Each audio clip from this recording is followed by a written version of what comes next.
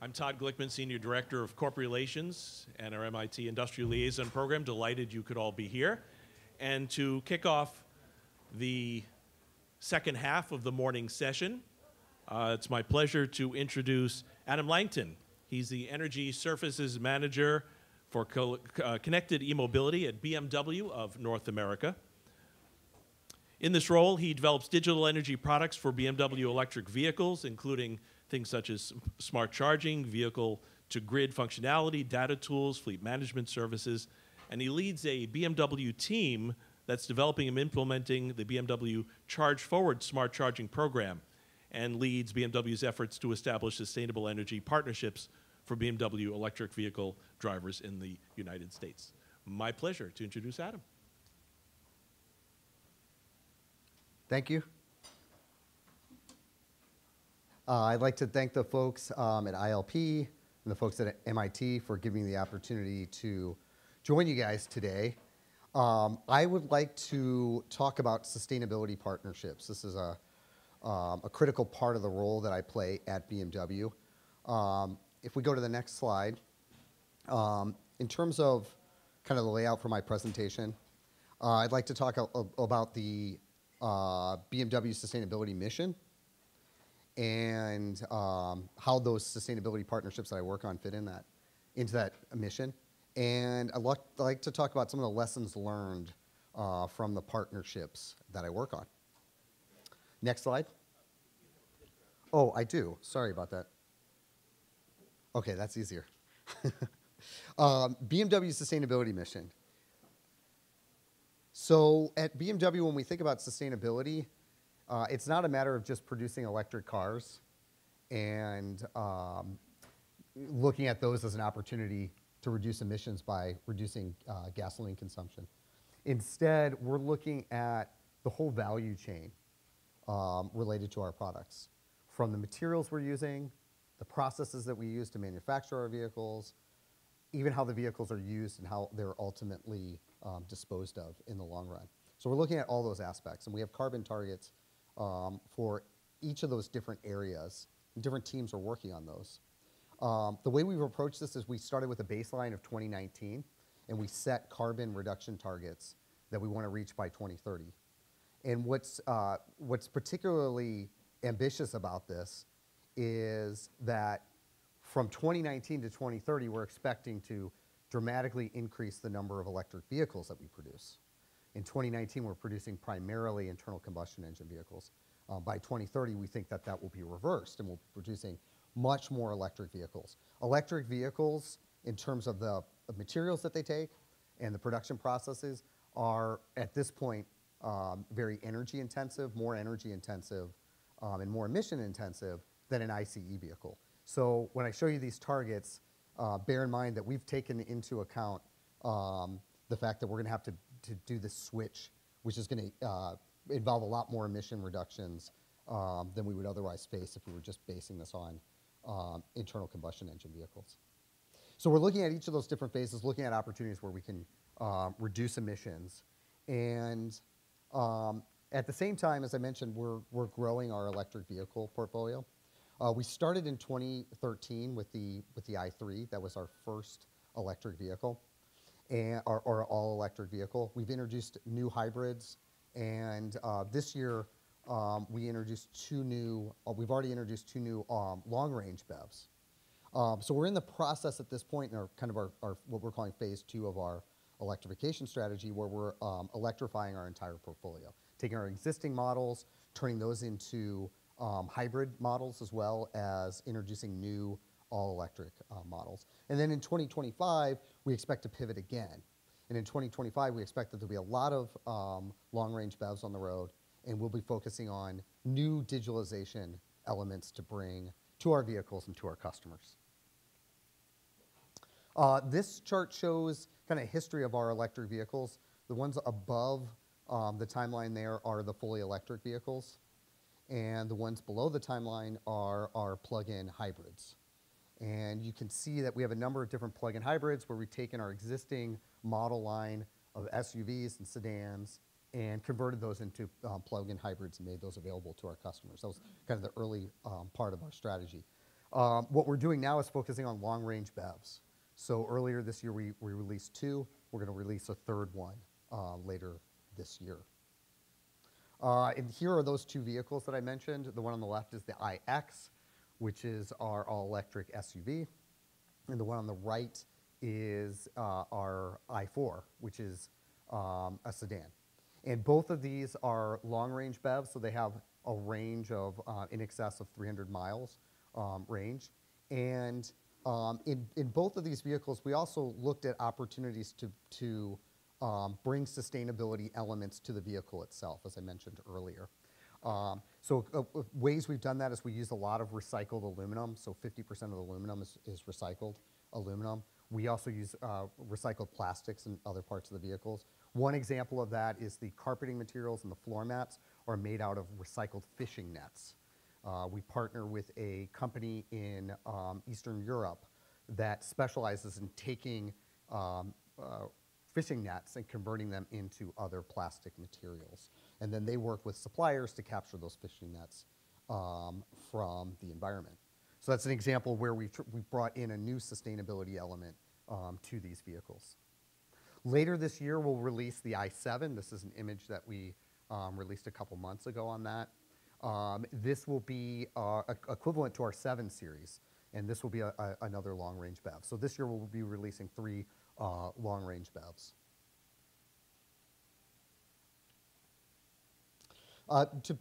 Looking at a little bit of the details, we are on our 5th generation powertrain unit for our electric vehicles, and this is kind of a breakdown of what that looks like. So we started in 2013, and we're now on our 5th generation. And a couple things I'd point out here, when you look at some of the power levels, you can see that we're looking at 200 kilowatts in different parts of the powertrain to deliver. We're looking at delivering a lot of power to power a vehicle, as you can imagine. And if you look on the upper right-hand corner, it describes the charging specs. This vehicle can charge at over 200 kilowatts through DC charging, which is primarily what you do away from home on long trips. But for the AC charging, which is what you primarily use at home, the AC charging is capable of doing 11 kilowatts. To put that into context, this would be, for almost all of our customers, an 11 kilowatt device would be the largest power draw for any of your home devices, with the exception of some houses that may have some pool pumps or some large AC systems that may be higher than that. But this is certainly representing a very, very large draw for a home appliance device. And this presents some challenges to utilities. At 11 kilowatts, it's about the size of a house. So somebody is purchasing this vehicle, bringing it home, and essentially bringing the power draw of a new home to their local circuit for their utility. That presents challenges for utilities for how to serve that load and be ready for that. So this is something that we've worked with utilities to explore how we can manage that. And one of the things that I work on is smart charging, which is where we're able to shift the charging of our driver's electric vehicle load to times when electricity is cheaper or when there's more clean energy on the grid. In this example here, what we're looking at is kind of an illustration of what renewable energy looks like in California, wind and solar, and you can see that solar obviously peaks very high in the afternoon and then drops off very substantially. California's made a lot of investments in renewable energy, particularly solar, and as we've made more and more of those investments, we're getting much more solar energy in the afternoon. But drivers are typically coming home after work and plugging in, and they're plugging in the evening, and you can see at the times that they're plugging in, that's the time when solar is going off the grid, we're losing solar, and home energy consumption is increasing. So this is actually a really challenging time of the day for utilities to serve an electric vehicle load. So what we tried to do is we work with our customers to try to move that charging. We want to move it in either the nighttime hours when you have less overall demand. You also have more wind spikes that you can draw on, and also move it into the afternoon hours where there's a lot more solar energy.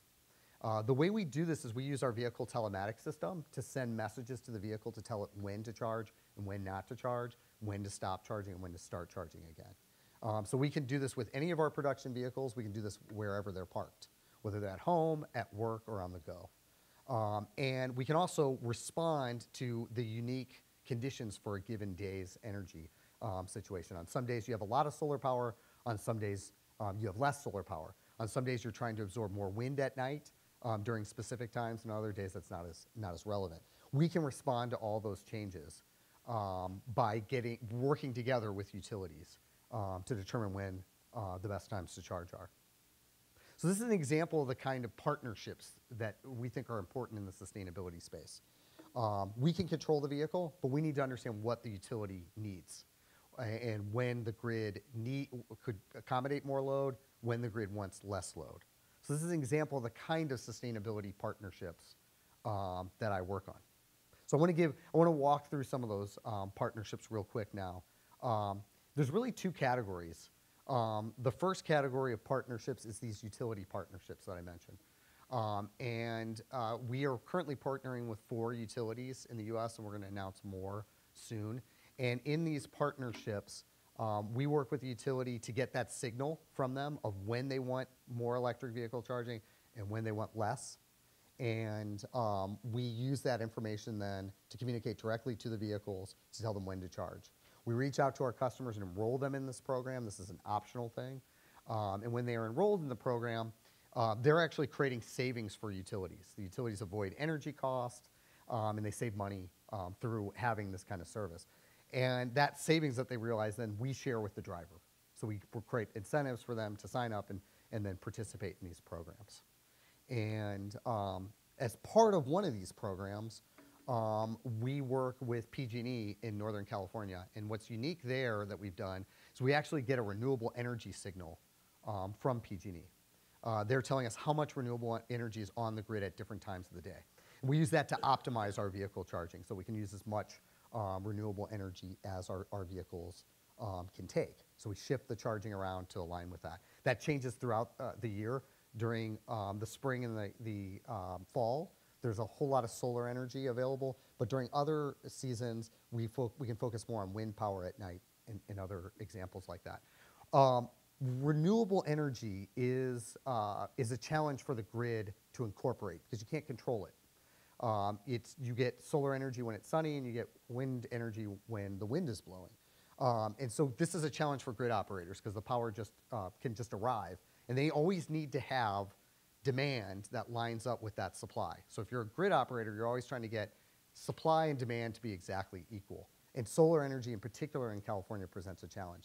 This is some old data. I had to use some old data so that we weren't getting into market sensitive stuff, but you can see here what renewable energy looked like in the spring of 2019 in Northern California. And I highlighted the 100% line. When we're above 100%, that means that there's more renewable energy than there is demand for electricity.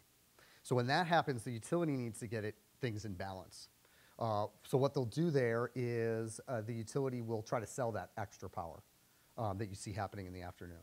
And they can sell it to other states, Arizona, in the summer, and places like Washington and Oregon in the winter.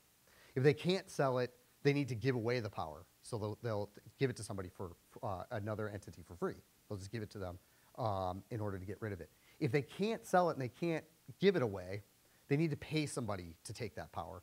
And this happens often in the spring and the fall in California. Energy prices go negative. So if you're ever looking at the wholesale energy prices, you'll see a lot in the spring and the fall, those prices go negative, where they're actually having to pay somebody to take that power. And so this is a real challenge for renewable energy adoption, but it's also an opportunity for electric vehicles. If we can shift electric vehicle into those times, not only is the charging for that vehicle becoming cleaner, but we're also helping the grid accommodate more renewables so that utilities can take on more and more renewables, being confident that they have a load that can fill into those time slots. So we see a real strong benefit, not just for making the fuel of our vehicles cleaner, but also for helping the grid accommodate more renewables in the long run. So that's the first kind of partnership that we've explored. In addition to working with utilities, and where the focus with utilities was how do we shift our vehicle charging to align with renewables. What we've also done is partner with renewable energy generators to help bring more renewable energy generation to the grid so that it can be there for our drivers in the future. And when we started looking at renewable energy, we wanted to find out where was the best opportunity, where we could have the biggest impact, both from a carbon perspective, but also where we could have an impact in actually driving investment and driving new forms of generation. And what stood out to us amongst the different renewable energy types is biodigesters at dairy farms. And what a biodigester does is it takes the manure, they collect the manure at the farm, and they collect the methane from that and use that as fuel to generate electricity. This creates a double emission benefit, and that's why this is, we think, is the cleanest energy source that's available. When you're capturing the manure, you're actually capturing methane emissions from the farm. So you're reducing those methane emissions at the farm, and then you're producing renewable energy, which is offsetting fossil fuel. So you get this double emission benefit that we think is really exciting. So we went out and looked for where we could find partners for this. First one we started with was the Strauss Organic Dairy Farm in Marin, maybe about 30 miles north of San Francisco. They already had a biodigester. And we partnered together with them in a California program called the Low Carbon Fuel Standard program, where if we partner with renewable generators to bring that to our electric vehicles, we can generate credits. Those credits are purchased by fossil fuel providers, and we generate revenue that way. We split the revenue with the farm and with our drivers through our smart charging program. So we started with this one to demonstrate that we could do it. They already had a biodigester in place, and with the revenue that they used, they were able to upgrade their biodigester, get more efficiency out of it, and get more energy production. We then partnered with 2 additional farms, and we tried to take this further. For the second farm we partnered with, we actually did a power purchase agreement. We purchased all of the electricity that farm produces, and we use that to generate these credits, share the credits, and are able to then share that with our drivers and with the farm. And we did a third farm that we announced in the fall. And in this case, what we were trying to do is see if we could drive investment into the space. And the Bar 20 Dairy Farm, which is located in the Central Valley, was interested in building a biodigester, but they didn't have the business case for it together yet. So we agreed to partner with them and generate these low carbon fuel standard credits. And that allowed them to get the financing to actually launch their biodigester. And so that partnership we thought was really important because we're actually driving investment there. What's also exciting about the Bar 20 facility is they use a fuel cell to generate electricity.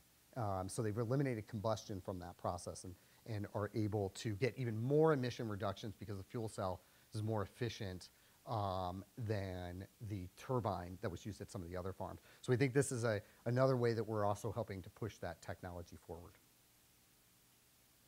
So my last part of my presentation, I'd like to talk about some lessons learned from these partnerships and being involved in trying to help make these things work. And you just give some insights into what I think makes these kind of partnerships work. First one is that it has to be financially sustainable. There has to be a business case that works for the entities to have this continue to grow in the future and to be scaled. Without that, we can do things on a one-time basis. We can demonstrate them, but it's hard to continue that growing if it's just kind of like a one-time payment that someone's making and there's not a business case behind it. If there's a business case behind it, entities can then can have the financial certainty to continue it over the long term. They can scale it and make it larger. And then another important aspect of it is that there's that business case. Other people will copy those ideas. We've already seen this happen with our farm partnerships, that other entities are starting to copy that, and so that we can see that grow in that way as well. In terms of financial sustainability, one of the questions you always ask yourself is, well, is it okay if we rely on government support for these kind of projects? And when we first started looking at this, we said, well, we're kind of uncomfortable with that. That government support may dry up at some point, and it's not clear that you can sustain this if you're relying on government funding. But what we do think makes sense is if you have a kind of a polluter pays program, which is the way the Low Carbon Fuel Standard program works, and there's long-term commitment from the government to keep that in place, then in that case, we think that does make sense and should be part of a financially sustainable element. At this point, because carbon is not internalized, it's a total externality at this point. Relying on those programs makes sense, as long as, like I said, there's a polluter pays element to it. Then we can know that this is we can include it as a real revenue source going forward. Lesson 2, for these kind of partnerships, it's really important that we have high-level management buy-in from both the organizations. A lot of utilities don't have experience working with automakers. This is a new thing for them.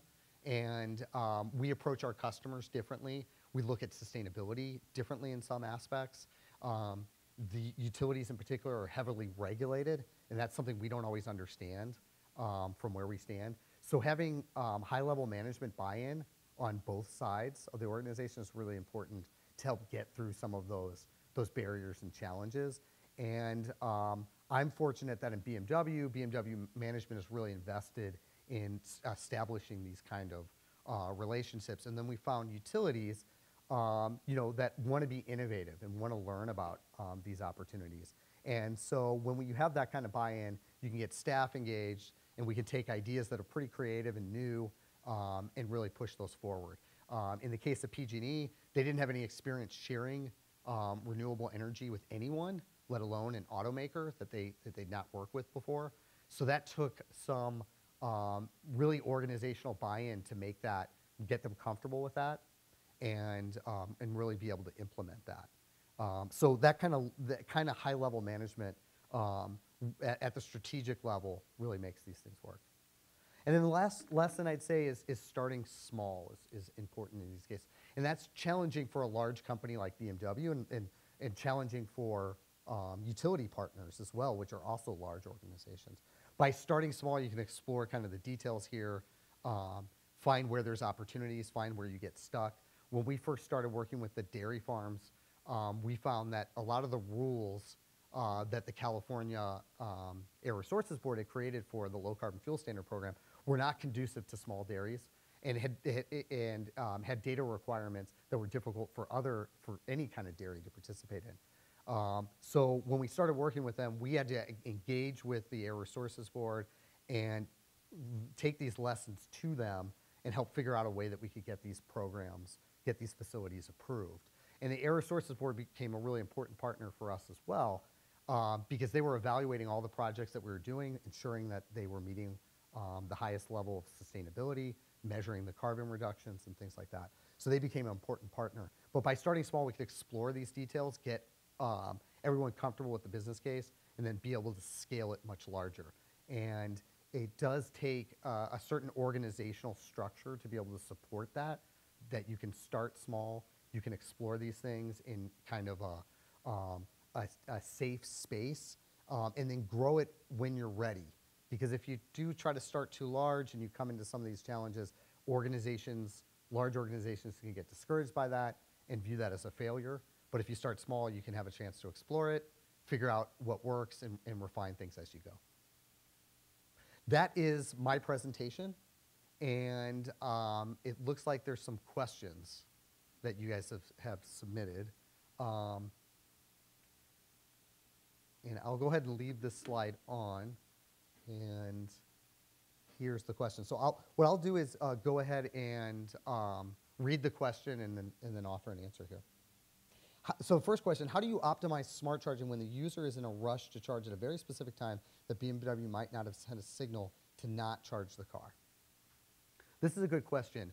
To optimize the vehicle, you need more time available plugged in than you have actually needing to charge during that time. What we find generally is that most electric vehicles drivers are going to plug in the evenings, during the day, for long stretches of time. And they're going to need to charge maybe in 1 to 4 hours. And so what we find is that generally our drivers do have flexibility to shift that charging somewhat. But one of the things that's really important here is that we want the driver to be in control, and we want them to feel confident they can participate in this program and not have their mobility negatively impacted. So we do a couple things for that. We ask the driver to provide what their departure time is, or we ask them what we think their departure time will be. And that allows us to figure out when we need the vehicle 100% ready for them to go. That's one aspect. And the other aspect is that we allow our drivers to opt out of any event at any point and charge their vehicle immediately. What we find is that drivers don't use that opt-out button very much, but it gives them the confidence that they know they can participate in a program like this. And we think we've been successful in enrolling customers in this program because our drivers trust that we're going to protect their mobility, whereas they look at folks on the energy side and they understand that their motivation is to reduce energy costs. And so we think that it's our role to get the customer comfortable with this and make sure that they feel like their mobility is protected at all times. How would you be competitive to Tesla in terms of charging platform? Good question. What we do in terms of charging, we have partnerships with third-party charging network operators. BMW does not operate its own charging network in the United States, but instead what we've done is partner with companies like ChargePoint, EVgo, and Electrify America. And we use that to provide our drivers with subscription services so that they can use these networks when they're out and about. And that's been our approach so far, so that they can have access to large networks and be able to charge their vehicle when they need to. Another aspect is that we use the J1772 standard for fast charging, and that allows us to interconnect with the largest networks. All the major networks use that standard. That's the plug cord set for doing fast charging, and our system is compatible with all of the major third-party vendors in that space. And then the last aspect of that, I think, is we're trying to focus on how can we bring as much clean energy to our drivers as we can when they're charging at home, and bring these other services that we think will be valuable to our drivers, not only to get their vehicle full, but also know that they're creating as much sustainability benefits as they can. Next question, what's your perspective on when V2G will be a reality? Are you enabling your cars with this capability? So this is something we're working on now. We announced last year that as part of our partnership with PG&E, that we would explore V2G with them, from starting to test that and understanding what the opportunity is there, what the benefit can be to utility to do V2G. And so we're working on that now with them on a test basis. What we can provide is them an understanding of what a driver's behavior is going to look like when they're going to be plugged in, and how much energy they're going to use in the future. So through our smart charging program, we're able to study that and understand where those opportunities are. And what we want to do is bring that to the utility and understand what their need is. When, in Northern California, a big issue is power shutoffs. Okay, if you're going to have a power shutoff, how long is that going to last? How far in advance do you know that that's going to happen? And then understanding that, we can look at the vehicle driving profile and figure out how could a vehicle fit into that. Would a vehicle be able to power all its home load during that entire time? Where is a driver going to say, I want to stop discharging my battery because I want to make sure I have enough range? Because if there's a shutoff and you're discharging your battery, you're actually using your mobility range, your driving miles, to charge your home. How comfortable are drivers going to be with that? So we think there are a number of challenges there that need to be addressed. We haven't announced when our cars will be capable of doing this yet. You may be aware that PG&E announced that they are starting a pilot program now to explore V2G with real drivers on the road. And we are looking forward to participating in that. We haven't announced how we'll participate in that yet. But we think that that's a good opportunity to start learning about what the grid needs, what opportunities a driver has to participate, and then use that to create V2G programs in the future. So that looks like the last question. Looks like I'm out of time. Thank you guys for joining me today on this, and I will be around this afternoon. Looking forward to enjoying the rest of the presentation. Thank you.